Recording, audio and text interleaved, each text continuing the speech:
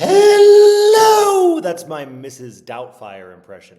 90s reference. Welcome to the SIOP thing. Today I'm going to talk about a practice and application feature that I think almost everyone can use for some hands-on practice during your lesson and after your lesson. All right, we're going to be talking about two concepts: guided notes, which is something that students are filling out while you're lecturing, if you're a slide and lecture type of teacher, and Cloze notes. Cloze notes, I'm not sure how to pronounce it, but this is an activity done after a lesson to reinforce something you've just learned. And in both of them, we're going to talk about how to use artificial intelligence, AI, to do your job for you. The first one is guided notes.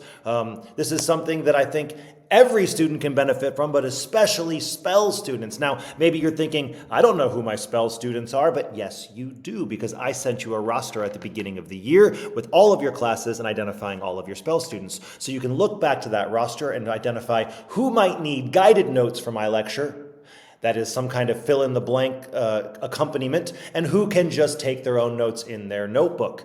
Now, guided notes are great, but they are obnoxious to make. But did you know that there is a tool known as Brisk? If you've ever been to one of Lauren Thompson's beautiful PD sessions, she has taught you about this. And I believe TJ just sent out an email about how there's now a free trial. With the free version, the premium version, you can do something amazing. This is a lecture I have about sentence types. I can click down here on my Brisk icon. I can ask it to create a set of guided notes.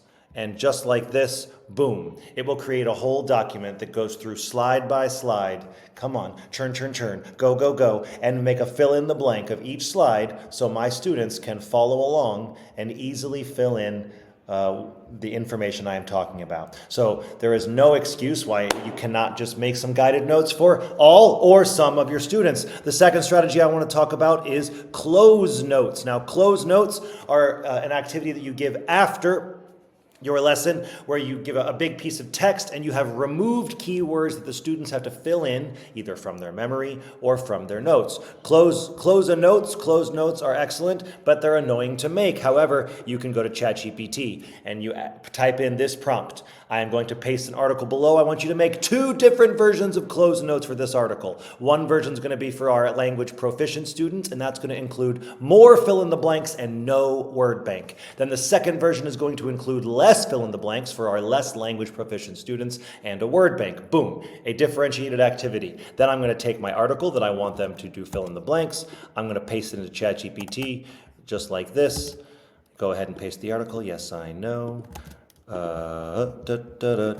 Boom, and it will churn out for me the Cloze notes, and I have two different versions that I can use. Anyway, I hope this helps.